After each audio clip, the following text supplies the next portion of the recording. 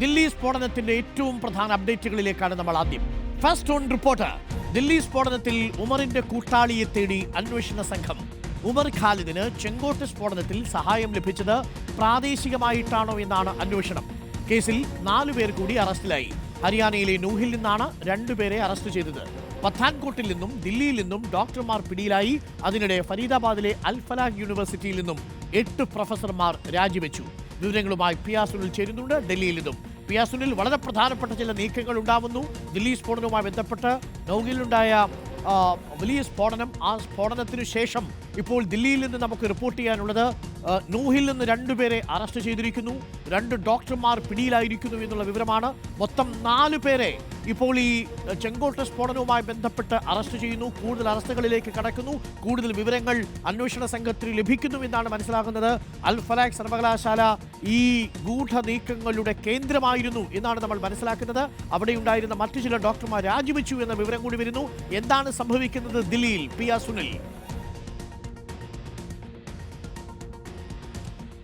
അരുൺ, ദില്ലിയിൽ ചെങ്കോട്ടയ്ക്ക് മുമ്പിൽ ഭീകരാക്രമണം നടത്തിയ ഡോക്ടർ ഉമർ നബിയുമായി ബന്ധപ്പെട്ട് ഇപ്പോൾ ഒരുപാട് പേരിലേക്ക് അന്വേഷണ സംഘം നീങ്ങുകയാണ്. ഏതായാലും ഏറ്റവും പുതുതായി വരുന്ന വിവരം എന്നത് ഉമർ നബിക്ക് ഈ സ്ഫോടനം നടത്താൻ ഒരാൾ പുറമേ നിന്ന് സഹായിച്ചു എന്നതാണ്.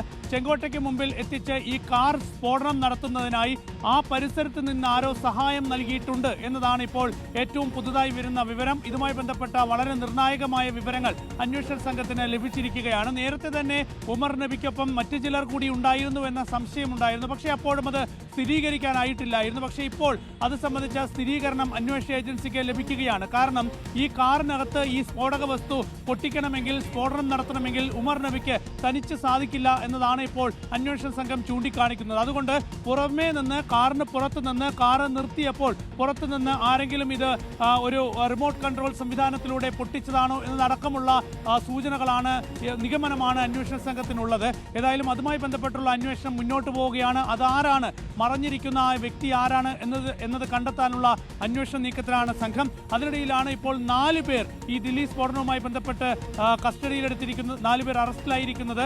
അതിൽ 2 പേർ ഡോക്ടർമാരാണ്. ഒരു ഡോക്ടറിനെ പത്താൻകോട്ടിൽ വെച്ചാണ് അറസ്റ്റ് ചെയ്തത്, ഡോക്ടർ സയ്യിദ്. രണ്ടാമത്തെ ഡോക്ടർ അറസ്റ്റിലായത് ദില്ലിയിൽ വെച്ചാണ്.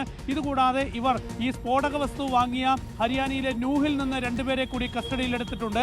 ഹരിയാനയിലെ നൂഹിൽ കഴിഞ്ഞ രാത്രിയിൽ ഡൽഹി പോലീസ് സ്പെഷ്യൽ സെല്ലിന്റെ പ്രത്യേക അന്വേഷണം നടക്കുകയായിരുന്നു, റെയ്ഡുകൾ നടക്കുകയായിരുന്നു. ഈ റെയ്ഡിനിടയിലാണ് 2 പേരെ കസ്റ്റഡിയിലെടുത്തിരിക്കുന്നത്. ഇവിടെ നിന്നാണ് വ്യാപകമായി ഡോക്ടർമാരുടെ സംഘം അമോണിയം നൈട്രേറ്റ് വാങ്ങിയത്. 2900 കിലോ അമോണിയം നൈട്രേറ്റ് അവിടെ നിന്ന് വാങ്ങി പിന്നീട് അൽ ഫലാഹ് സർവകലാശാലയ്ക്ക് അടുത്തുള്ള മുറിയിൽ അത് ശേഖരിച്ചു വെക്കുകയായിരുന്നു.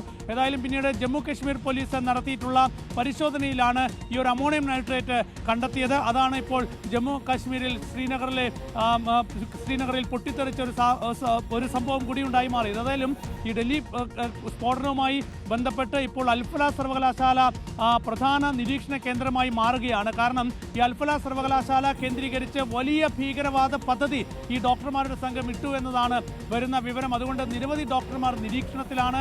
നിരവധി ഡോക്ടർമാരുടെ ഫോൺ കോളുകളൊക്കെ തന്നെ നിരീക്ഷിച്ചു വരികയാണ്. ഈ ഫോൺ കോളുകൾ പരിശോധിച്ചതിന്റെ അടിസ്ഥാനത്തിലാണ് 2 ഡോക്ടർമാരെ ഇപ്പോൾ കസ്റ്റഡിയിലെടുത്തിരിക്കുന്നത്. ഏതായാലും ഈ ഒരു അന്വേഷണം ശക്തമാകുന്നതിനിടയിലാണ് ഇപ്പോൾ അൽ ഫലാഹ് സർവകലാശാലയിൽ നിന്ന് 8 ഡോക്ടർമാർ രാജിവെച്ചിരിക്കുന്നത്. ഏറ്റവും പ്രധാനപ്പെട്ട വിവരമാണ് പ്രേക്ഷകരിലേക്ക് റിപ്പോർട്ടർ ആദ്യം എത്തിക്കുന്നത്.